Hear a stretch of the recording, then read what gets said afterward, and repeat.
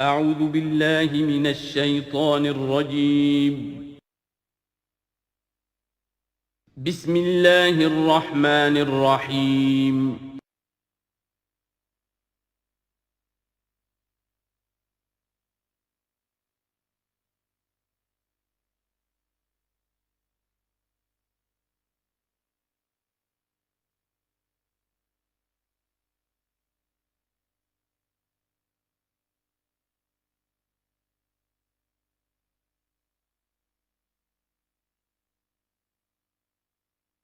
ما ننسخ من آیۃ او ننسها نأت بخیر منها او مثلها الم تعلم ان اللہ علی کل شیء قدیر الم تعلم ان اللہ له ملک السماوات والارض وما لکم من دون اللہ من ولی ولا نصیر صدق اللہ العظیم۔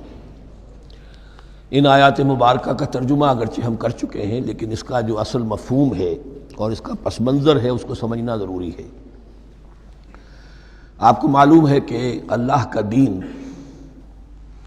آدم سے لے کر این دم تک ایک ہی ہے۔ نوح کا دین، موسیٰ کا دین، عیسیٰ کا دین، محمد کا دین صلی اللہ علیہ وسلم علیہ الصلوۃ والسلام، دین ایک ہی ہے۔ شریعتوں میں فرق رہا ہے، اور یہ فرق جو رہا ہے اس کا اصل سبب یہ ہے کہ نوع انسانی مختلف اعتبارات سے ارتقاء کی مراحل طے کر رہی تھی۔ ذہنی پختگی، شعور کی پختگی، پھر سوشل ایولیوشن، تمدنی ارتقاء، یہ مسلسل جاری تھا۔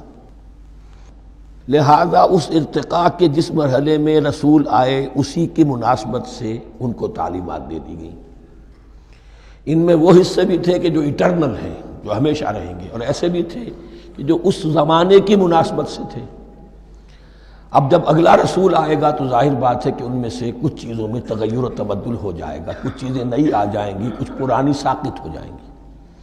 یہ پرانی چیزوں کا ساقط ہونا یہ کہلاتا ہے ناسخ ہونا، ناسخ و منسوخ کا مسئلہ، کہ وہ حکم منسوخ ہو گیا اور اس کی جگہ پر کوئی اور حکم آ گیا ہے۔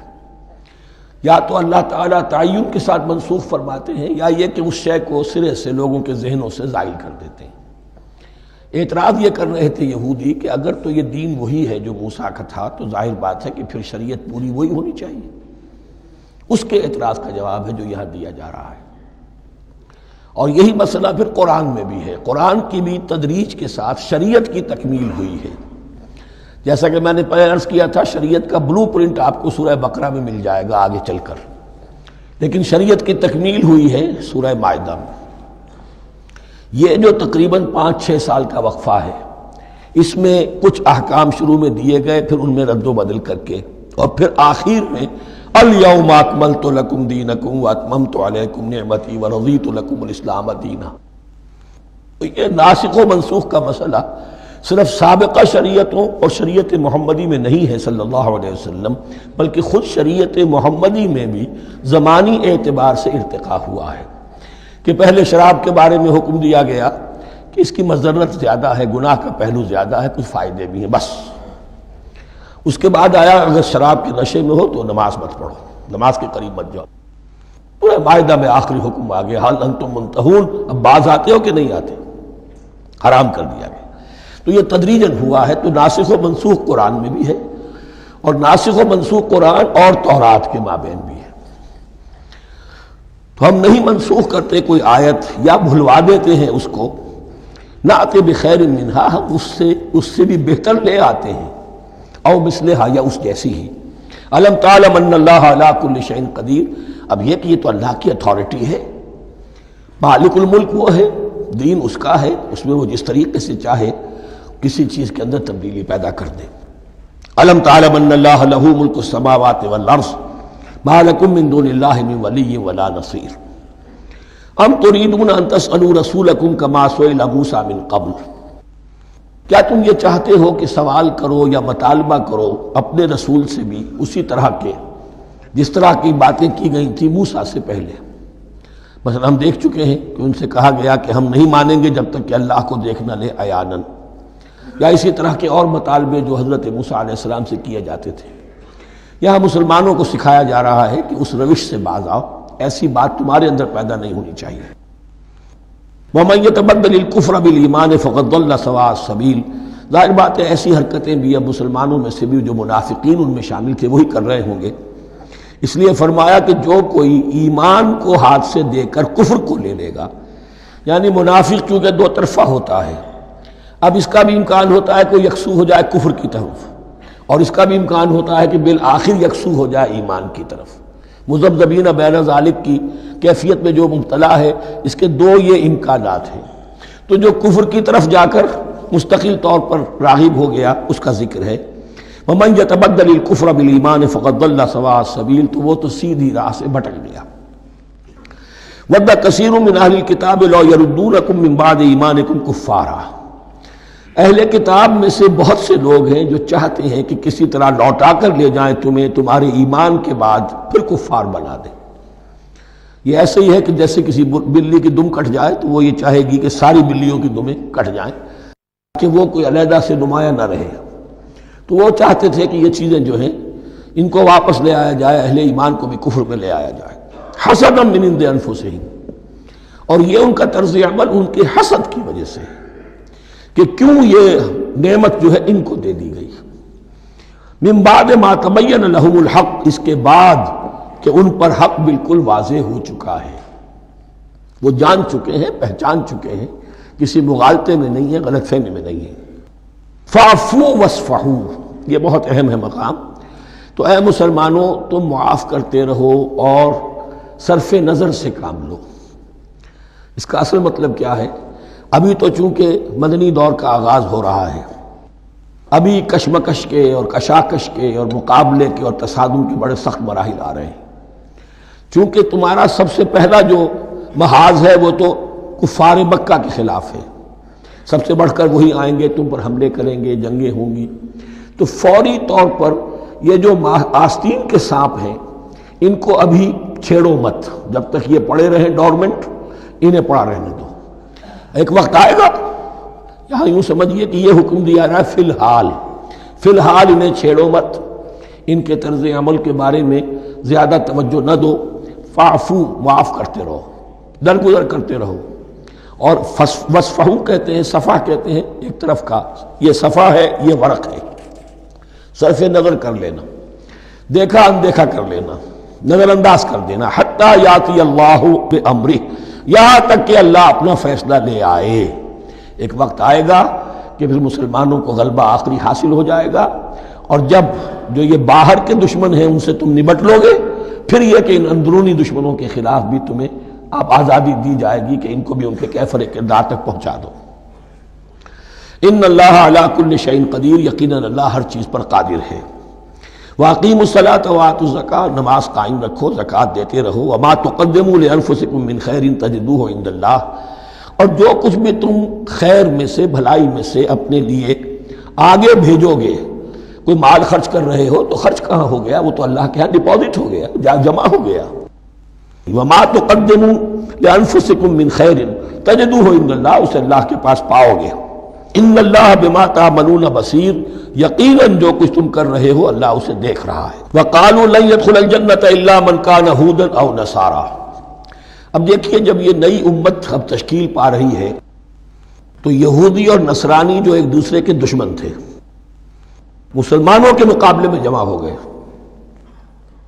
انہوں نے کہنا یہ شروع کیا، وقالوا لن يدخل الجنۃ، ہرگز نہیں داخل ہوگا جنت میں، الا من کان ہودا او نصارا، سوائے اس کے جو یا تو یہودی ہو یا نصرانی ہو۔ وقالوا لن يدخل الجنۃ الا من کان ہودا او نصارا تلک امانیہم، یہ لفظ دوبارہ آ گیا، یہ ان کی خواہشات ہیں، من گھڑت خیالات ہیں، ان کی وشفل تھنکنگ ہے۔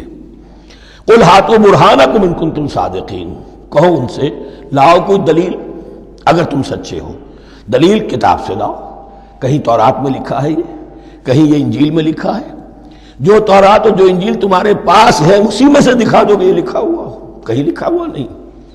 اب یہاں پر وہ یونیورسل ٹروتھ آ رہا ہے، بلا من اسلم وجہہ للہ وہو محسن، کیوں نہیں، ہر وہ شخص کے جو اپنا چہرہ اللہ کے سامنے جھکا دے اور وہ محسن ہو، اس کا رویہ صدق پر، سچائی پر، حسن کردار پر مبنی ہو، سر کا جھکانا منافقانہ نہ ہو، جزوی نہ ہو کہ کچھ مانا کچھ نہیں مانا۔ بلا من اسلم وجہہ للہ وہو محسن فلہ اجرہ عند ربہ، تو اس کے لیے اس کا اجر محفوظ ہے اس کے رب کے پاس۔ فلا خوف علیہم ولا هم یحزنون، نہ ان پر کوئی خوف ہوگا اور نہ ہی وہ حزن سے دوچار ہوں گے۔ یہ دوسری آیت ہے کہ جس سے کچھ لوگوں نے استدلال کیا ہے کہ ایمان بالرسالت ضروری نہیں ہے۔ اب دیکھیے اس کا جواب وہی ہوگا، نمبر ایک تو یہ ہر جگہ پر ساری چیزیں بیان نہیں کی جایا کرتی، کوئی چیز کہیں بیان کی گئی، کوئی کہیں بیان کی گئی ہے۔ کتاب کو لینا ہے تو پوری کو پوری ایک کتاب کی حیثیت سے۔ دوسرا یہ کہ یہ سارا سلسلہ کرام جو ہے، جو دو بریکٹس کے مابین آ رہا ہے، اس میں پہلے سے ہے وَآمِنُوا بِمَا أَنزَلْتُ مُصَدِّقًا لِمَا مَعَكُمْ وَلَا تَكُونُوا أَوَّلَ كَافِرٍ بِهِ، تو وہ تو ضرب کھا رہی ہے اس پورے کے پورے مضامین کے سلسلے سے جو ان دو بریکٹوں کے درمیان آ رہا ہے۔ اب دیکھیے ایک طرف تو ان کا کہنا یہ تھا کہ جنت میں داخل نہیں ہوگا مگر وہی جو یہودی ہو یا نصرانی ہو۔ اب عمل کیا ہے؟ وَقَالَتِ الْيَهُودُ لَيْسَتِ النَّصَارَىٰ عَلَىٰ شَيْءٍ، یہودی کہتے ہیں نصارہ کی کوئی حیثیت نہیں، کوئی بنیاد نہیں، کوئی جڑ نہیں۔ وَقَالَتِ النَّصَارَىٰ لَيْسَتِ الْيَهُودُ عَلَىٰ شَيْءٍ، اور نصارہ کہتے ہیں کہ یہود کی کوئی بنیاد نہیں، بے بنیاد لوگ ہیں، کوئی حقیقت ان کی حقانیت ہے ہی نہیں۔ وَهُمْ يَتْلُونَ الْكِتَابَ، اور مزہ یہ ہے کہ دونوں ایک کتاب پڑھ رہے ہیں۔ اولڈ ٹیسٹمنٹ تو مشترک ہے یہودیوں میں اور عیسائیوں میں، یہ بہت اہم نکتہ ہے۔ اور جدید عیسائیت میں جو ایک بہت بڑی طاقت ابھر رہی ہے امریکہ میں، وہ ہے کہ جو یہ عیسائیت کو جیوڈائز کر رہی ہے، کیونکہ رومن کیتھولک مذہب جو تھا اس نے تو چونکہ گویا کہ سارا رشتہ توڑ لیا تھا بائبل سے، سارا اختیار پوپ کے ہاتھ میں آ گیا تھا، لیکن پروٹیسٹنٹس نے پھر بائبل کو قبول کیا۔ اب اس کی منطقی انتہا یہ کہ اولڈ ٹیسٹمنٹ کے اوپر بھی اب ان کی توجہ ہو رہی ہے کہ آخر یہ بھی تو ہم مانتے ہیں کہ ہماری کتاب ہے، اور اس میں جو کچھ لکھا ہے اس کو نظر انداز کیسے کر سکتے ہیں۔ ہم نے جو ایک سیمینار کیا تھا امریکہ میں، جس میں ایک یہودی عالم بھی آئے تھے، ایک عیسائی بھی آئے تھے، اور مسلمانوں کی طرف سے بھی ہمارے ایک ساتھی نے بات کی تھی، تو وہاں ایک یہودی عالم نے کہا کہ اس وقت اسرائیل کو سب سے بڑی سپورٹ جو مل رہی ہے وہ ان عیسائیوں سے مل رہی ہے امریکہ میں سے، کہ جو اس وقت ایونجلسٹ کہلاتے ہیں وہاں پر، اور جو ایک بڑا فرقہ بن کر ابھر رہے ہیں۔ بہرحال یہ ان کا طرز عمل ہے۔ وَهُمْ يَتْلُونَ الْكِتَابَ، اور وہ دونوں کے دونوں کتاب کے پڑھنے والے ہیں۔ كَذَلِكَ قَالَ الَّذِينَ لَا يَعْلَمُونَ مِثْلَ قَوْلِهِمْ، اسی طرح کہا تھا ان لوگوں نے کہ جو کچھ بھی نہیں جانتے انہی کی سی بات کہی تھی، یعنی یہ اشارہ ہے مشرکین مکہ کی طرف۔ فَاللَّهُ يَحْكُمُ بَيْنَهُمْ يَوْمَ الْقِيَامَةِ فِيمَا كَانُوا فِيهِ يَخْتَلِفُونَ، تو اللہ تعالیٰ فیصلہ کر دے گا ان کے مابین قیامت کے دن ان تمام باتوں کا جن میں کہ یہ اختلاف کر رہے تھے۔ وَمَنْ أَظْلَمُ مِمَّنْ مَنَعَ مَسَاجِدَ اللَّهِ أَنْ يُذْكَرَ فِيهَا اسْمُهُ وَسَعَىٰ فِي خَرَابِهَا۔ اب دیکھیے یہاں جو بخیہ یہ آیات آ رہی ہیں، تو اگرچہ خطاب تو ہے وہ بریکٹس کے مابین، خطاب میں بنی اسرائیل، لیکن اب یہاں کچھ ریفرنسز اہل مکہ کی طرف شروع ہو گئے ہیں، اور اس کے بعد سے حضرت ابراہیم کا تذکرہ آئے گا، پھر تحویل قبلہ کا ذکر آئے گا۔ تحویل قبلہ میں ظاہر بات ہے کہ وہ قبلہ جو ہے وہ مشرکین مکہ کے قبضے میں تھا اس وقت، اس حوالے سے ریلیونٹ کچھ مضامین جو ہیں اس کی تمہید باندھی جا رہی ہے۔ یہ ساری تمہید ہے جو آگے آنے والا مضمون ہے تحویل قبلہ، جو علامت تھی اس بات کی کہ اب وہ سابقہ امت مسلمہ معزول کر دی گئی اور نئی امت محمد صلی اللہ علیہ وسلم اس مقام پر نصب کر دی گئی، انسٹال کر دی گئی۔ اس کے حوالے سے جو مسئلے اٹھیں گے، اسی لیے قال الذین لا یعلمون مثل قولہم، میں نے عرض کیا کہ یہ مشرکین مکہ کی طرف اشارہ ہے۔ ومن اظلم ممن منع مساجد اللہ یذکر فیہا اسمہ، اس سے بڑھ کر ظالم کون ہوگا جو اللہ تعالیٰ کی مسجدوں سے لوگوں کو روکے کہ وہ اس میں اس کا نام لے سکے۔ چونکہ مشرکین مکہ نے مسلمانوں کو محروم کر دیا تھا حرم سے، اب وہاں جانے کی ان کو اجازت نہیں تھی۔ سن 6 میں حضور گئے بھی ہیں، تب بھی یہ کہ صلح حدیبیہ ہو گئی، واپس آنا پڑا، عمرہ کرنے کی اجازت نہیں ملی۔ سن 7 میں پھر ہوا ہے، تو یہ 7 برس بہت شاہ گزرے ہیں محمد الرسول اللہ صلی اللہ علیہ وسلم اور اہل ایمان پر۔ اب یہاں ذکر ہو رہا ہے ان کا، قریش کا۔ وَمَنْ أَظْلَمُ مِمَّنْ مَنَعَ مَسَاجِدَ اللَّهِ أَنْ يُذْكَرَ فِيهَا اسْمُهُ وَسَعَىٰ فِي خَرَابِهَا، اور وہ اس کی تخریب میں لگے ہوئے ہیں۔ یہ خراب تخریب، یہ تخریب دو طرح کی ہوتی ہے، ایک ظاہری تخریب ہوتی ہے کسی مسجد کو گرا دینا، اور ایک ظاہری نہیں باطنی معنوی ہوتی ہے۔ وہ جو تخریب ہے وہ یہ ہے کہ توحید کی بجائے اسے شرک کا اڈا بنا دیا ہے۔ وہ تو دنیا کے بتکدوں میں پہلا وہ گھر خدا کا، ہم اس کے پاسباں ہیں، وہ پاسباں ہمارا، 360 بت رکھ دیے گئے اس گھر میں لا کر جو ابراہیم نے تعبیر کیا تھا توحید خالص کے لیے۔ وَسَعَىٰ خرابہا، یہ لفظ ذرا نوٹ کر لیجئے، یہ ایک حدیث میں بھی آیا ہے، بڑی دلدوز حدیث ہے، اور میں چاہتا ہوں کہ آپ اسے ذہن میں رکھیں۔ حضور نے فرمایا یوشک ان یاتی علی الناس زمان، اندیشہ ہے کہ لوگوں پر یعنی میری امت پر ایک زمانہ ایسا بھی آ جائے گا، اب گنتے جائیے، لا یبقى من الاسلام الا اسمہ، اسلام میں سے اس کے نام کے سوا کچھ نہیں بچے گا، ولا یبقى من القرآن الا رسمہ، قرآن میں سے اس کے رسم الخط، الفاظ اور حروف کے سوا کچھ نہیں بچے گا، اسی کی اللہ تعالیٰ نے ضمانت دی ہے، یہ محفوظ رہے گا رسم عثمانی۔ مساجدہم عامرۃ، ان کی مسجدیں آباد تو بہت ہوں گی، وہی خراب من الہدی، ہدایت سے خالی ہو جائیں گے، یہ خراب کے لفظ سے، یا خراب من الہدی، وعلماؤہم شر الناس تحت ادیم السماء، اور ان کے علماء آسمان کی چھت کے نیچے کی بدترین انسان ہیں، من عندہم تخرج الفتنۃ وفیہم تعود، فتنہ انہی کے اندر سے برآمد ہوگا، انہی میں گھس جائے گا، یعنی ان کا کام فتنہ انگیزی، مخالفت، جنگ و جدال، بھڑکانا، اپنے اپنے فرقے کے لوگوں کے جذبات کو بھڑکاتے رہنا اور مسلمانوں کے اندر اختلافات کو ہوا دینا، یہی ان کا کام رہ جائے گا۔ آج جن کو ہم علماء کہتے ہیں ان کی عظیم اکثریت اس کیفیت سے دوچار ہو چکی ہے۔ جب مذہب اور دین پیشہ بن جائے تو کوئی خیر اس میں باقی نہیں رہتا۔ یہ دین اور مذہب پیشہ نہیں تھا، اسلام میں کوئی پیشوائیت نہیں، اسلام میں کوئی پاپائیت نہیں، اسلام میں کوئی برہمنزم نہیں، اسلام تو ایک کھلا، ہر شخص کتاب اللہ پڑھے، ہر شخص عربی سیکھے، ہر شخص کو امامت کے قابل ہونا چاہیے، ہر شخص اپنی بچی کا نکاح خود پڑھائے، ہر شخص اپنے والد کا جنازہ خود پڑھے۔ یہ جو ہم نے پیشہ بنا دیا ہے اور پھر انہیں پیسے دیتے، ظاہر بات ہے کہ پھر اس پیشے کے اندر تو پیشے میں عیب نہیں، رکھیے نہ فرحاد کو نام، پھر تو پیشہ میں تو جو کچھ پیشہ ورانہ چشمکیں ہوتی ہیں اور جو خباثتیں ہوتی ہیں وہ آتی ہیں۔ لیکن ساتھ ہی یہ بات واضح رہے کہ علماء حق سے دنیا خالی نہیں ہوگی، علماء حق بھی ہیں، لیکن کسی کے ماتھے پر لکھا ہوا نہیں ہوتا کہ یہ علماء حقانی میں سے اور یہ علماء سو میں سے ہے۔ باقی یہ صحیح بات ہے کہ اکثریت ادھر جا چکی ہے، ورنہ امت کا بیڑا غرق نہ ہوتا، سیدھی سیدھی بات، یہ بیڑا غرق ہوا ہے تو آخر کوئی سبب ہے۔ اولئک ما کان لہم ان یدخلوها الا خائفین، ایسے لوگوں کو تو سوائے اس کے ان کا کوئی مقام نہیں ہے کہ انہیں داخل ہونے کی بھی اجازت نہیں ہونی چاہیے اس میں، یعنی اللہ کی مسجدوں میں، مگر خوف زدہ ہو کر، ڈر کر۔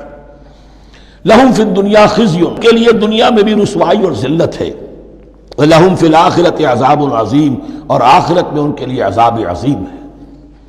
وللہ المشرق والمغرب، اب دیکھیے تمہید ہو رہی ہے تحویل قبلہ کے لیے۔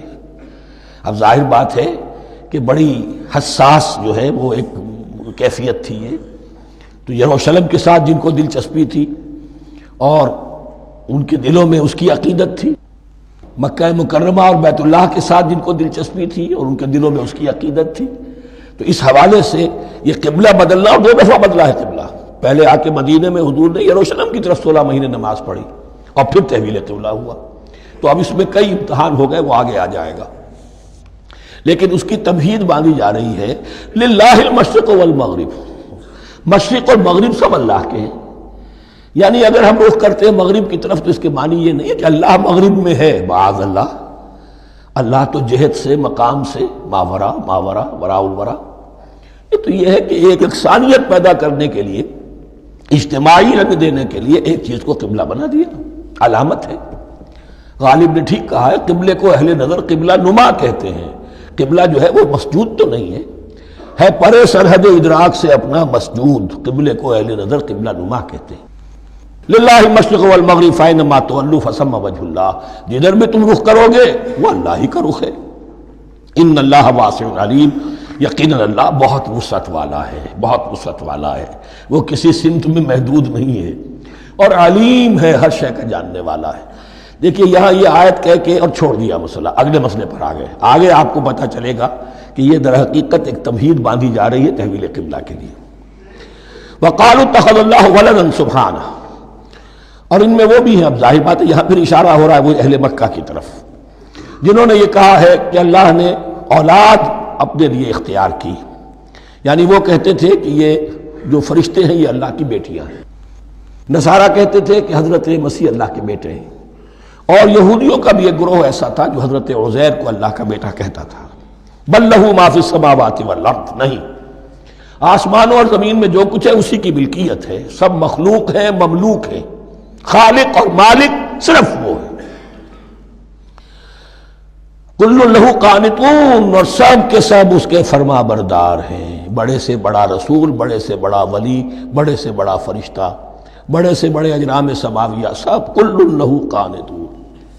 بدیع السماوات والارض، وہ آسمان اور زمین کو پیدا کرنے والا ہے بغیر کسی شے کے۔ یہ ابداع اور خلق ان میں فرق ہے۔ ابداع، بلکہ شاہ ولی اللہ دہلوی نے حجت اللہ البالغہ کا جو پہلا چیپٹر ہے اس کو یہی 3 عنوان دیے ہیں۔ اللہ تعالیٰ کے افعال بنیادی طور پر 3 ہیں، ابداع، خلق، تدبیر۔ ابداع ہے جسے انگریزی میں کہتے ہیں کریشن ایکس نہیلو، عدم محض سے کچھ بنا دیا، کچھ نہیں تھا اور بنا دیا، کن فیکون، یہ ابداع ہے۔ خلق ہے اب ایک چیز سے دوسری چیز بنانا، گارے سے انسان بنایا، یہ تخلیق ہے، آگ سے جن بنایا، یہ تخلیق ہے، نور سے فرشتے بنایا، یہ تخلیق ہے۔ تو ابداع، بدیع وہ ہے کہ جس نے نئی چیز، اسی لیے بدعت ہمارے ہاں کہلاتی ہے وہ شے جو دین میں نہیں تھی اور خواہ لا کے شامل کر دی گئی، جس کی کوئی جڑ بنیاد دین میں نہیں ہے، وہ بدعت ہے۔ اس سے یہ لفظ بدیع السماوات والارض، وَإِذَا قَضَىٰ أَمْرًا فَإِنَّمَا يَقُولُ لَهُ كُن فَيَكُونُ، اس کی شان تو یہ ہے کہ جب وہ کسی معاملے کا فیصلہ کر لیتا ہے تو بس کہتا ہے کہ ہو جا، اور وہ ہو جاتی ہے۔ وَقَالَ الَّذِينَ لَا يَعْلَمُونَ لَوْلَا يُكَلِّمُنَا اللَّهُ وَتَأْتِينَا آیَةٌ، اور کہا ان لوگوں نے جو علم نہیں رکھتے، یہاں پھر وہی مشرکین مکہ کی طرف روئے سخن ہے، کیوں نہیں بات کرتا ہم سے اللہ، اور کیوں نہیں کوئی لے آتا ہمارے پاس کوئی نشانی۔ یہ میں عرض کر چکا ہوں، یہ مضمون جو ہے کہ ان کا مطالبہ تھا بہت شدت کے ساتھ کہ کوئی معجزے ویسے ہی دکھاؤ جیسے تم کہتے ہو کہ عیسیٰ نے دکھائے تھے، موسیٰ نے دکھائے تھے، تو ہمارے یہ مطالبے پورے کر دو، ہم مان لیں گے۔ یہ ذکر آئے گا سورہ انعام میں اور پھر سورہ بنی اسرائیل میں۔ کذالک قال الذین من قبلہم مثل قولہم، اسی طرح کی باتیں جو لوگ ان سے پہلے آئے تھے وہ بھی کہتے رہے۔ تشابہت قلوبہم، ان کے دل ایک دوسرے سے مشابہ ہو گئے ہیں۔ قد بینا الآیات لقوم یوقنون، اور ہم نے تو اپنی آیات کو واضح کر دیا ہے ان لوگوں کے لیے جو یقین کرنا چاہیں۔ انا ارسلناک بالحق بشیرا ونذیرا، اے نبی ہم نے آپ کو بھیجا ہے حق کے ساتھ بشیر اور نذیر بنا کر۔ بنیادی حیثیت آپ کی یہ ہے کہ آپ اہل حق کو بشارت دیں، فراح و ریحان و جنت نعیم، فسلام لک من اصحاب الیمین، یہ بشارت دیجیے۔ اور جو غلط راستے پر جائیں، کفر کریں، منافقت میں مبتلا ہوں، ملحد ہوں اور بدعملی کریں، ان کو آپ خبردار کر دیجئے کہ جہنم ان کے لیے تیار کر دی گئی ہے۔ آپ کا کام دعوت ہے، ابلاغ ہے، تبلیغ ہے، نصیحت ہے۔ وَلَا تُسْأَلُ عَنْ أَصْحَابِ الْجَحِيمِ، آپ سے سوال نہیں کیا جائے گا جہنمیوں کے بارے میں کہ محمد یہ کیوں جہنم میں پہنچ گئے، ہم نے تمہیں بھیجا تھا، تمہارے ہوتے ہوئے یہ جہنمی کیوں ہو گئے؟ نہیں، یہ آپ کی ذمہ داری نہیں ہے۔ کون جنت میں جانا چاہتا ہے، کون جہنم میں جانا چاہتا ہے، یہ آدمی کا اپنا فیصلہ ہے۔ آپ کا کام ہے کہ حق کو واضح کر دیں، ہاں وضاحت میں کمی نہ رہ جائے، حق واضح ہو جائے، کوئی اشتباہ نہ ہو، بالکل مبرہن ہو جائے، واضح ہو جائے، بس یہ ذمہ داری آپ کی ہے، اس سے زیادہ نہیں۔ یہ مسئولیت جو ہوتی ہے، انسان اگر اپنی اصل مسئولیت سے زیادہ ذمہ داری اپنے سر پر ڈال لے تو اس سے بھی بہت بڑی بڑی گمراہیاں پیدا ہوتی ہیں، اور اس کا جو تذکرہ ہو رہا ہے بڑی گمراہی تو معاذ اللہ وہ تو ہمارے حوالے سے ہوتی ہے۔ ہمارے ہاں کی بہت سی جماعتیں جو ہیں اسی طرح کی غلطیوں کی وجہ سے وہ غلط راستوں پر پڑ گئی، پوری تحریکیں برباد ہو گئی۔ لیکن یہاں بھی حضور کا معاملہ کیا ہو رہا تھا کہ حضور چاہتے تھے کہ کسی طرح یہ علماء یہود ایمان لے آئے۔ بہرحال حضور کے دل میں رغبت، آخر مکے میں آپ تھے تو دعائیں مانگتے تھے، اے اللہ عمرو ابن ہشام اور عمر ابن خطاب میں سے کسی ایک کو تو میری جھولی میں ڈال دے۔ تو اسی طرح کی دعا آپ نے کی ہوگی۔ فرمایا وَلَن تَرْضَىٰ عَنكَ الْيَهُودُ وَلَا النَّصَارَىٰ حَتَّىٰ تَتَّبِعَ مِلَّتَهُمْ۔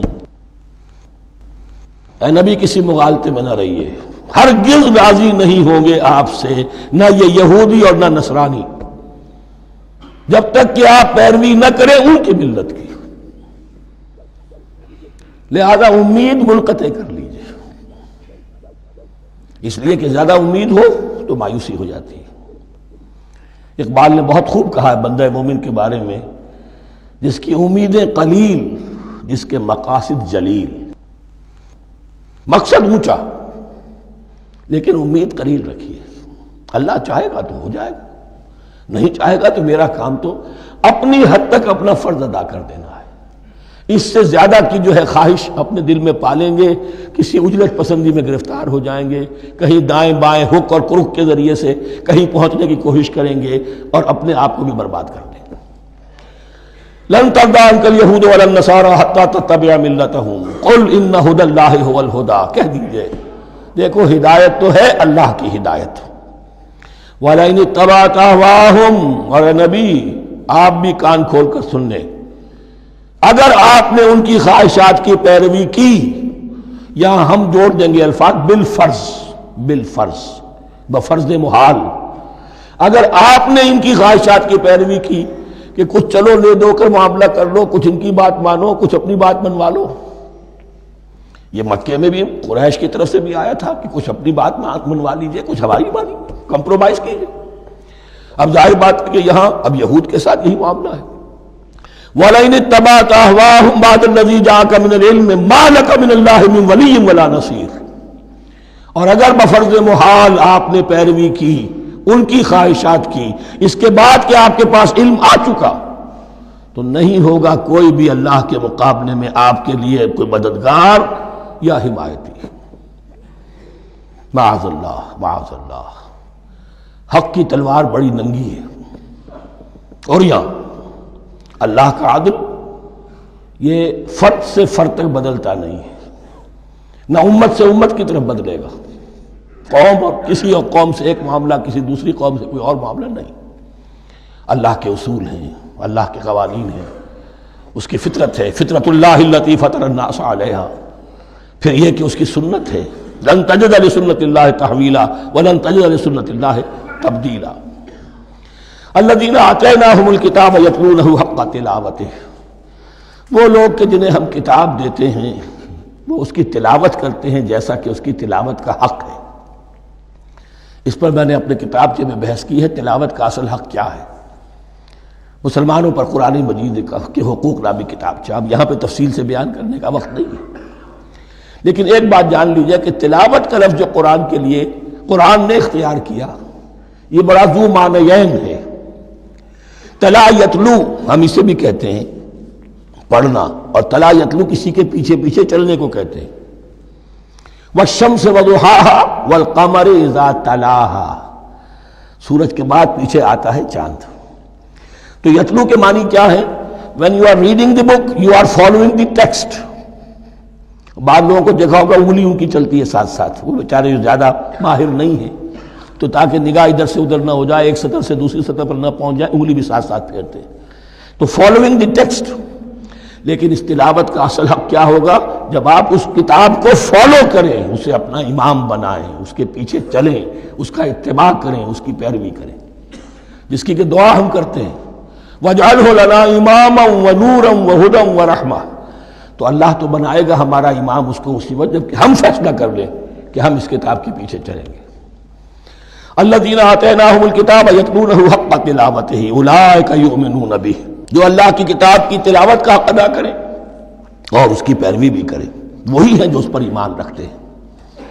جو نہ تلاوت کا حق رکھتے ہوں ادا کریں، نہ پیروی کریں، وہ دعویٰ کریں کہ ہمارا ایمان ہے تورات پر اور کتاب پر، تو یہ دعویٰ جو ہے جھوٹا دعویٰ ہے۔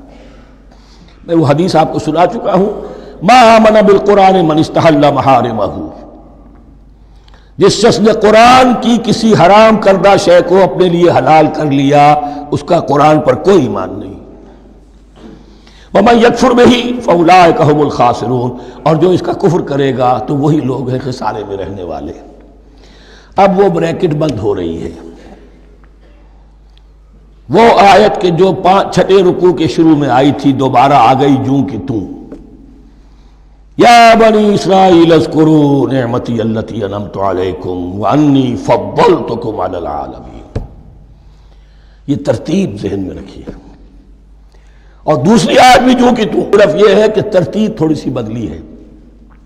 بریکٹ یوں بناتے ہو تو اس کی چونچ ادھر ہوتی ہے تو اس کی چونچ ادھر ہوتی ہے، تو اسی طریقے سے ذہن میں رکھیے کہ دوسری آیت کی ترتیب تھوڑی سی بدل دی درمیانی، اور وہ بھی درمیان میں چونچ والا معاملہ جو ہوتا ہے۔ وَاتَّقُوا يَوْمًا لَا تَجْزِي نَفْسٌ عَن نَفْسٍ شَيْئًا، یہ تو جو کہ تو وہی ہے، ڈرو اس دن سے جس دن کوئی جان کسی دوسری جان کے کام نہ آ سکے گی۔ وَلَا يُقْبَلُ مِنْهَا عَدْلٌ، وہاں کیا تھا وَلَا يُقْبَلُ مِنْهَا شَفَاعَةٌ، یہاں کیا آیا وَلَا يُقْبَلُ مِنْهَا عَدْلٌ، نہ اس سے کوئی فدیہ قبول کیا جائے گا۔ وَلَا تَنفَعُهَا شَفَاعَةٌ، یہ شفاعت بعد میں لے آئے، عدل پہلے لے آئے، وہاں شفاعت پہلے ہے عدل بعد میں، بس یہ تبدیلی ہے۔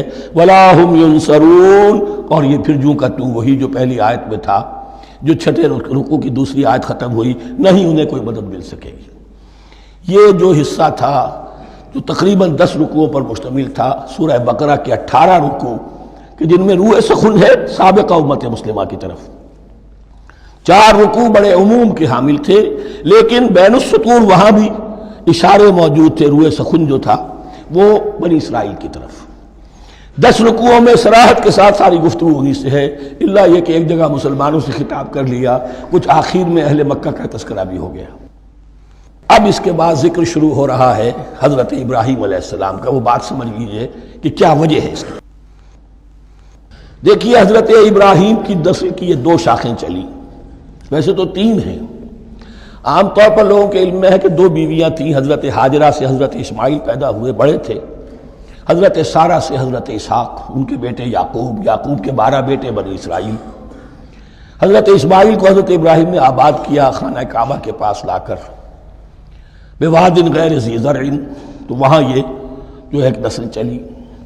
لیکن نبوت جو ہے حضرت ابراہیم کے بعد حضرت اسماعیل کو تو ملی، اس کے بعد مسلسل یوں سمجھیے کہ تقریباً 3000 کا فصل ہے سالوں کا کہ کوئی نبوت اس شاخ میں نہیں آئی۔ نبوت کا سلسلہ چلا دوسری شاخ میں، حضرت یعقوب، حضرت اسحاق، حضرت یعقوب، حضرت یوسف، چلتے جائیے، اور پھر حضرت موسیٰ اور ہارون سے شروع ہو کر حضرت عیسیٰ اور یحییٰ تک 1400 برس مسلسل۔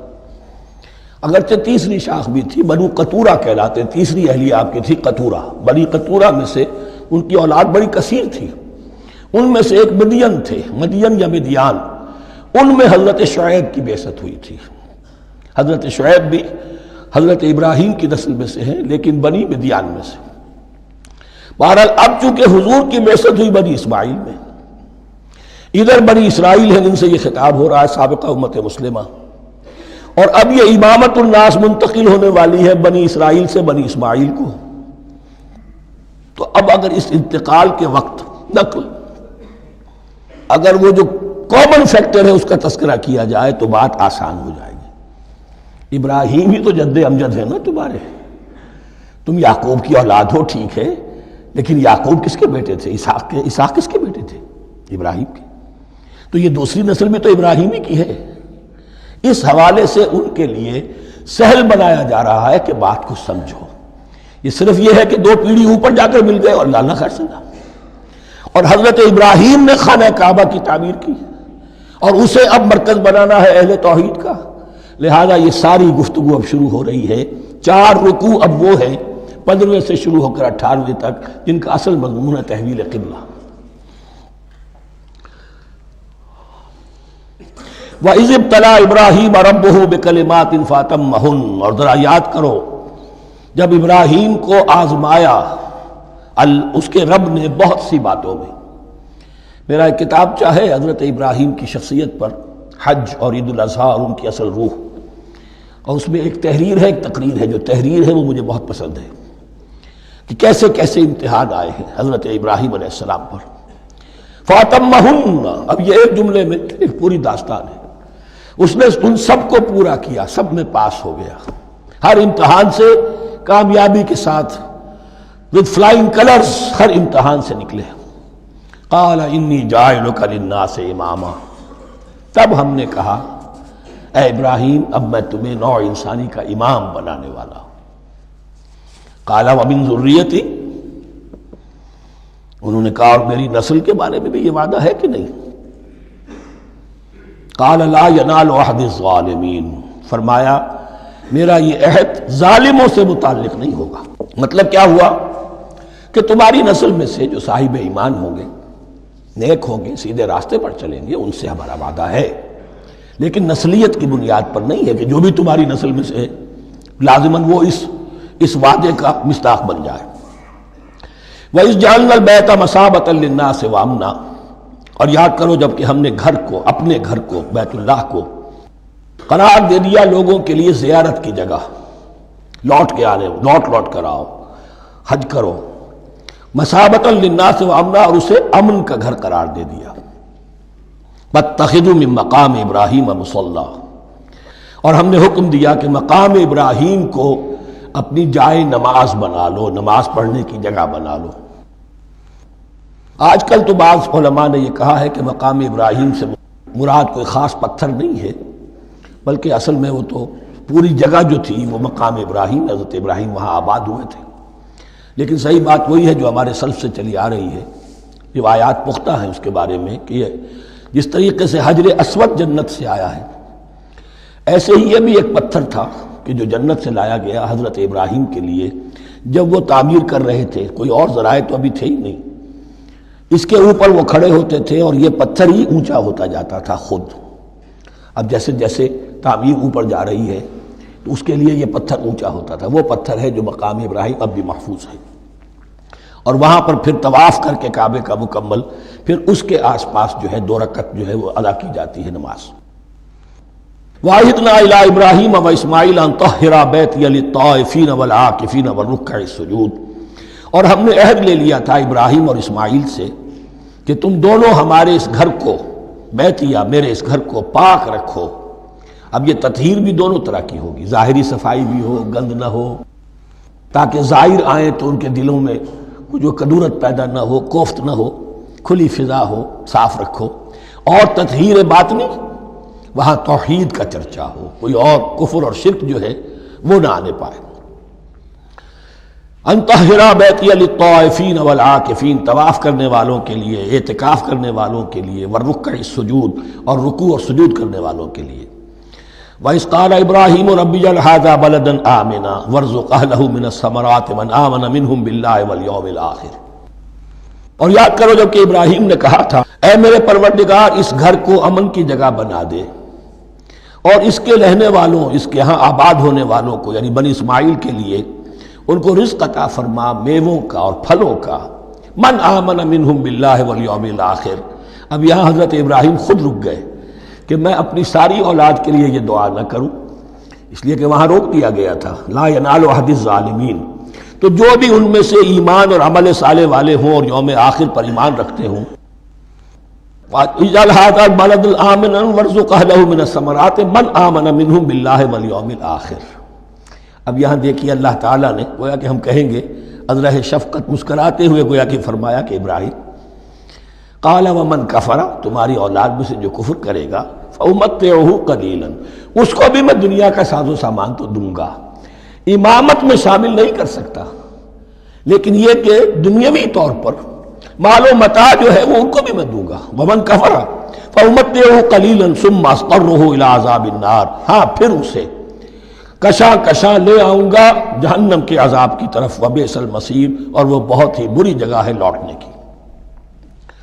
وَإِذْ يَرْفَعُ إِبْرَاهِيمُ الْقَوَاعِدَ مِنَ الْبَيْتِ وَإِسْمَاعِيلُ، اور یاد کرو جب کہ ابراہیم اٹھا رہے تھے ہمارے گھر کی بنیادوں کو، اور اسماعیل، باپ بیٹا دونوں لگے ہوئے تھے.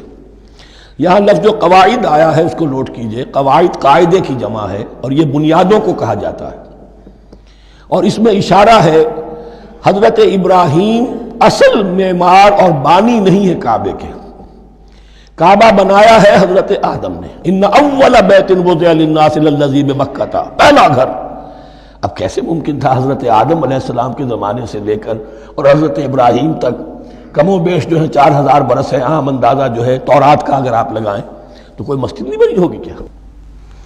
یہ پہلا گھر ہے، پہلا وہ گھر خدا کا. تو اس کی بنیادیں رہ گئی تھیں، باقی وہ امتداد زمانہ سے، اور چونکہ یہ سیلاب کا راستہ تھا، سیلاب کی وجہ سے وہ سب جو ہے دیواریں بہہ گئی تھی، صرف بنیادیں تھیں. ان بنیادوں کو پھر وَإِذْ بَوَّأْنَا لِإِبْرَاهِيمَ مَكَانَ الْبَيْتِ، یہ سورہ حج میں جا کر مضمون تفصیل سے آئے گا. اب میں آئے گا کہتا ہوں، آ چکا ہے حقیقت کے اعتبار سے، اس لیے کہ یہ ساری مکی صورتیں ہیں جو نازل ہو چکی ہیں سورہ بقرہ سے بہت پہلے. تو جب وہ ان بنیادوں کو اٹھا رہے تھے تو دعائیں مانگ رہے تھے. ربنا تقبل منا انک انت السمیع العلیم، اے رب ہماری اس کوشش کو، ہماری اس مشقت کو، محنت کو قبول فرما. باہر گھر بنا رہے ہیں، پتھر اٹھا اٹھا کر لا رہے ہیں. حضرت اسماعیل کی عمر اس وقت لگ بھگ 13 برس ہے، ہاتھ بٹا رہے ہیں. ربنا تقبل منا انک انت السمیع العلیم، اے رب ہماری اس کوشش کو شرف قبول عطا فرما، یقیناً تو سب کچھ سننے والا اور جاننے والا ہے. ربنا وجعلنا مسلمین لک، اور اے رب ہمیں اپنا فرما بردار بنائے رکھ. نوٹ کیجئے ابراہیم کہہ رہے ہیں. تو میں اور آپ اگر مطمئن ہو جائیں کہ میری موت لازماً حق پر ہوگی تو بہت بڑا دھوکہ ہے. ڈرتے رہنا چاہیے، اللہ کی پناہ طلب کرتے رہنا چاہیے. ربنا وجعلنا مسلمین لک، اے اللہ ہم دونوں کو اپنا فرما بردار بنائے رکھ.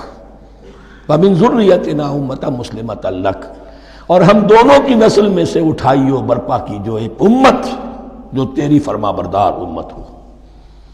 وارنا مناسکنا، اور اے پروردگار تیرا گھر تو ہم نے یہ بنا دیا، اب اس کے جو رسومات ہیں وہ ہمیں سکھا، جو مناسک حج ہیں. ارنا مناسک، اب کیسے حج کریں، کیا آداب ہوں گے، طواف کیسے ہوگا، کیا کریں گے. وتب علینا، اور ہم پر اپنی شفقت کی نظر فرما. انک انت التواب الرحیم، یقیناً تو ہی ہے بہت ہی زیادہ توبہ کا قبول فرمانے والا اور شفقت کے ساتھ رجوع کرنے والا اور رحم فرمانے والا. ربنا وبعث فیہم رسولا منہم، اور اے ہمارے پروردگار ہماری اس نسل میں، اب چونکہ ہماری نسل مراد ہے بنی اسماعیل، بنی اسرائیل اسماعیل کی نسل میں سے تو نہیں ہے نا، یہاں دونوں کی نسل سے مراد ہے تو وہ بنی اسماعیل. ہماری اس نسل میں اٹھائی ہو ایک رسول انہی میں سے، باہر کا نہ ہو، کوئی مغایرت کا اجنبیت کا پردہ حائل نہ ہو. وہ کیا کرے، یتلو علیہم آیاتک، تیری آیات ان کو پڑھ کر سنائے. وَيُعَلِّمُهُمُ الْكِتَابَ وَالْحِکْمَةَ، اور صرف سنائے نہیں، تعلیم دے انہیں کتاب اور حکمت کی. صرف سنا دینا تو بہت آسان کام ہے، سکھانا، تعلیم دینا، دلوں میں بٹھانا. اور حکمت، وَيُزَكِّيهِمْ، اور ان کو پاک کرے، ان کا تزکیہ کرے، ان کے دلوں میں تیری محبت اور آخرت کی طلب کے سوا کوئی طلب باقی نہ رہنے دے. انک انت العزیز الحکیم، یقیناً پروردگار تو ہی ہے زبردست اور کمال حکمت والا. وَمَن يَرْغَبُ عَن مِّلَّةِ إِبْرَاهِيمَ إِلَّا مَن سَفِهَ نَفْسَهُ، اور ایسا شخص کون سا ہوگا جو ابراہیم کے طریقے سے منہ موڑے. یہ رغبت کا لفظ عربی زبان میں دونوں طرف جاتا ہے. رغبہ الہ، کسی شے کی طرف رغبت ہونا، محبت ہونا، میلان ہونا، اور رغبہ عن، کسی شے سے متنفر ہونا، کسی شے سے ابا کرنا، اس کو چھوڑ دینا. وَمَن يَرْغَبُ عَن مِّلَّةِ إِبْرَاهِيمَ إِلَّا مَن سَفِهَ نَفْسَهُ، سوائے اس کے جس نے اپنے آپ کو حماقت ہی میں مبتلا کرنے کا فیصلہ کر لیا ہو. اور کون ہوگا جو ابراہیم کے طریقے سے منہ موڑے. وَلَقَدِ اصْطَفَيْنَاهُ فِي الدُّنْيَا، اور ہم نے تو اسے دنیا میں بھی پسند کر لیا تھا، چن لیا تھا. وَإِنَّهُ فِي الْآخِرَةِ لَمِنَ الصَّالِحِينَ، اور یقیناً آخرت میں بھی وہ ہمارے صالح بندوں میں سے ہوں گے. اذ قال له ربه اسلم قال اسلمت لرب العالمین، جب جب کہا اس سے اس کے پروردگار نے کہ مانو میرا حکم، اس نے کہا پروردگار قبول ہے تیرا حکم، یہاں تک کہ ذبح کرو بیٹے کو، حاضر. یہ آخری امتحان تھا، آخر 100 برس کی عمر میں، 87 برس کی عمر میں دعائیں مانگ مانگ کر بیٹا لیا تھا اسماعیل۔ حضرت سارہ کے ہاں کوئی اولاد نہیں ہوئی تھی، اب وہ 13 برس کا تھا، بازو بن گیا تھا، اور اس وقت ذبح کرنے کا حکم آیا۔ جب بھی کہا ہم نے مانو ہمارا حکم، قال اسلمت لرب العالمین، اللہ تعالی ہمیں بھی توفیق دے کہ اس کی پیروی کرے۔ ووصى بها ابراہیم وبنیہ ویعقوب، اور اسی کی وصیت کی تھی ابراہیم نے بھی اپنے بیٹوں کو اور یعقوب نے بھی۔ یا بنیہ، وہ کیا تھی نصیحت؟ اے میرے بیٹو، ان اللہ اصطفیٰ لکم الدین، دیکھو اللہ نے تمہارے لیے دین کو پسند فرما لیا ہے۔ کون سا دین؟ فلا تموتن الا وانتم مسلمون، اور دیکھنا موت نہ آنے پائے مگر فرما برداری کی حالت میں۔ یہی بات آئے گی سورہ آل عمران میں مسلمانوں سے خطاب کر کے، یا ایھا الذین آمنوا اتقوا اللہ حق تقاتہ ولا تموتن الا وانتم مسلمون، اور ان الدین عند اللہ الاسلام ومن یبتغ غیر الاسلام دینا فلن یقبل منہ۔ ام کنتم شہداء اذ حضر یعقوب الموت، کیا تم اس وقت موجود تھے جب یعقوب کی موت کا وقت آیا؟ جب آدم کی یعقوب پر موت، یہ لفظی ترجمہ ہوگا، اذ حضر یعقوب الموت اذ قال لبنیہ ما تعبدون من بعدی، حضرت یعقوب نے اپنے سارے بیٹوں کو جمع کیا، 12 کے 12، اور مصر میں پہنچ چکے تھے یہ حضرت یوسف علیہ السلام کے ذریعے سے، جو سورہ یوسف میں ساری کہانی آئے گی، وہاں انتقال ہوا۔ تو انہوں نے اپنے بیٹوں کو جمع کیا، اس قال لبنیہ ما تعبدون من بعدی، میرے بعد تم کس کی پوجا کرو گے، کس کی پرستش کرو گے؟ یہ بات نہیں تھی کہ انہیں معلوم نہیں تھا، لیکن یہ کہ ایک میثاق، قول و قرار اور پختہ کرنے کے لیے۔ قالوا نعبد الہک و الہ آبائک ابراہیم و اسماعیل و اسحاق، انہوں نے کہا کہ ہم پوجیں گے، بندگی کریں گے، پرستش کریں گے آپ کے معبود کی اور آپ کے آبا ابراہیم، اسماعیل اور اسحاق کے معبود کی، اور یہ کوئی مختلف معبود نہیں ہے، الہ واحدہ، وہ تو ایک ہی الہ ہے۔ وَنَحْنُ لَهُ مُسْلِمُونَ، ہم اس کے لیے اس کے سامنے سر جھکاتے ہیں، اسی کی فرما برداری کا اقرار کرتے ہیں۔ تِلْكَ أُمَّةٌ قَدْ خَلَتْ، یہ آیت 2 مرتبہ آئے گی اسی رکوع میں۔ یہ ایک گروہ تھا انسانوں کا جو گزر گیا، ابراہیم، اسماعیل، اسحاق، یعقوب، ان کی اولاد، قد خلت، وہ گزر گئے۔ لہا ما کسبت ولکم ما کسبتم، ان کے لیے تھا جو انہوں نے کمایا، اور تمہارے لیے ہوگا جو تم کماؤ گے۔ یعنی یہاں پدرم سلطان بود کا کوئی مقام نہیں ہے، ہر شخص کے لیے اپنا عمل، اپنا ایمان، اپنی کمائی۔ وَلَا تُسْأَلُونَ عَمَّا كَانُوا يَعْمَلُونَ، تم سے یہ نہیں پوچھا جائے گا کہ وہ کیا کرتے تھے، تم سے پوچھا جائے گا تم کیا کر کے لائے ہو۔ تو راچے ہے پدرم سلطان بود، تو راچے ہے، تم کیا ہو بھائی، تو اپنی بات کرو، باپ تمہارا سلطان تھا، ہوگا۔ وَقَالُوا كُونُوا هُودًا أَوْ نَصَارَىٰ تَهْتَدُوا، لیکن اس پس منظر میں اب ان کی خباثت کو نمایاں کیا جا رہا ہے کہ یہ تو تھی وصیت ابراہیم کی اور یعقوب کی، اور اس وقت کے یہود و نصارہ کا کیا رویہ ہے؟ قَالُوا كُونُوا هُودًا أَوْ نَصَارَىٰ تَهْتَدُوا، وہی متحدہ محاذ حضور کے خلاف۔ یا تو یہودی، انہوں نے کہا کہ یا یہودی ہو جاؤ یا نصرانی تو ہدایت پر ہو جاؤ گے۔ قل بل ملت ابراہیم حنیفہ، کہہ دیجئے نہیں، بل نتبع، ہم تو نتبع یہاں پر محذوف مانیے، بل نتبع ملت ابراہیم حنیفہ، نہیں، ہم تو پیروی کریں گے ابراہیم کے طریقے کی، بالکل یکسو ہو کر۔ وما کان من المشرکین، اور وہ مشرکوں میں سے نہیں تھے۔ قولوا آمنا باللہ، اب یہاں مسلمانوں کو حکم دیا جا رہا ہے، دیکھو تم ان کے جو کچھ وہ کہتے ہیں اس کے جواب میں تم یہ کہو، قولوا کہو آمنا باللہ، ہم ایمان رکھتے ہیں اللہ پر، وما انزل الینا، اور جو کچھ نازل کیا گیا ہماری جانب، وما انزل الی ابراہیم و اسماعیل و اسحاق و یعقوب، اور جو کچھ نازل کیا گیا ابراہیم اور اسماعیل اور اسحاق اور یعقوب کی طرف، والاسباط، اور ان کی اولاد کی طرف، وما اوتی موسیٰ و عیسیٰ، اور جو کچھ دیا گیا موسیٰ کو اور عیسیٰ کو، وما اوتی النبیون من ربہم، اور جو کچھ دیا گیا تمام نبیوں کو ان کے رب کی طرف سے، لا نفرق بین احد منہم، ہم ان میں سے کسی کے مابین تفریق نہیں کرتے، ہم سب کو مانتے ہیں۔ دیکھیے ایک ہے تفضیل، کسی کو ایک کو زیادہ افضل سمجھنا دوسرے سے، یہ اور بات ہے، وہ تو سورہ آل عمران میں آئے گا تلک الرسل فضلنا بعضهم علی بعض۔ تفریق یہ کہ ایک کو مانے ایک کو نہ مانے، ان رسولوں میں سے ایک کا انکار سب کا انکار ہے۔ لا نفرق بین احد منہم ونحن له مسلمون، اور ہم نے تو اسی کی فرما برداری کا قلادہ اپنی گردن میں ڈال دیا ہے۔ فَإِنْ آمَنُوا بِمِثْلِ مَا آمَنْتُمْ، پھر اے مسلمانوں اگر یہ بھی ایمان لائیں یہود اور نصارہ بالکل اسی طرح جیسے تم ایمان لائے ہو، نو کمپرومائز، ٹھیک ٹھیک وہی دین اختیار کریں، وہی راستہ جو کہ محمد کے ذریعے سے تمہیں دیا گیا صلی اللہ علیہ وسلم۔ فَإِنْ آمَنُوا بِمِثْلِ مَا آمَنْتُمْ بِهِ فَقَدْ اهْتَدَوْا، تب وہ ہدایت پر ہوں گے۔ وَإِنْ تَوَلَّوْا، اور اگر وہ پیٹھ موڑ لیں، فَإِنَّمَا هُمْ فِي شِقَاقٍ، تو اس کے معنی یہ ہیں کہ وہ زدم زدہ میں اور دشمنی کے اندر وہ مبتلا ہو چکے ہیں۔ فَسَيَكْفِيكَهُمُ اللَّهُ، تو اے نبی آپ کے لیے ان کے مقابلے میں اللہ کافی رہے گا، آپ فکر نہ کریں، آپ کسی کمپرومائز کی دعوت کی طرف توجہ ہی نہ دیں، کچھ دو کا معاملہ سوچیں بھی نہ، ان کی مخالفتوں سے آپ مرعوب نہ ہوں، ان کی دھمکیوں کا کوئی اثر نہ لیں۔ فَسَيَكْفِيكَهُمُ اللَّهُ، اللہ کافی رہے گا آپ کے لیے ان سب کے مقابلے میں۔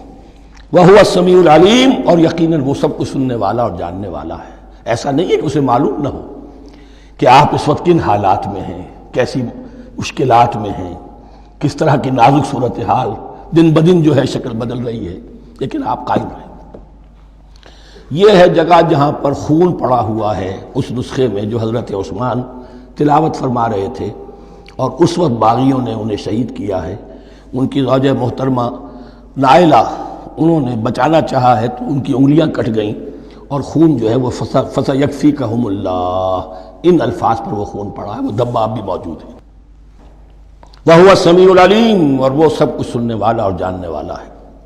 صبغۃ اللہ، کیا معنی؟ یہاں پر بھی ایک آپ کو محذوف ماننا ہوگا، اخترنا صبغۃ اللہ، ہم نے تو اختیار کر لیا ہے اللہ کے رنگ کو۔ وَمَنْ أَحْسَنُ مِنَ اللَّهِ صِبْغَةً وَنَحْنُ لَهُ عَابِدُونَ، اور اللہ سے بہتر رنگ کس کا ہوگا، اور ہم تو بس اسی کی بندگی، اسی کی پرستش کرنے والے ہیں۔ قُلْ أَتُحَاجُّونَنَا فِي اللَّهِ وَهُوَ رَبُّنَا وَرَبُّكُمْ، اے نبی ان سے کہیے کہ کیا تم ہم سے محاجہ کر رہے ہو، حجت بازی کر رہے ہو، جھگڑ رہے ہو، دلیل بازی کر رہے ہو اللہ کے بارے میں؟ وَهُوَ رَبُّنَا وَرَبُّكُمْ، وہ تو ہمارا رب بھی ہے تمہارا رب بھی ہے، رب تو ایک ہے، رب بھی ایک، اس کا دین بھی ایک، ہاں شریعتوں میں فرق ہوا ہے۔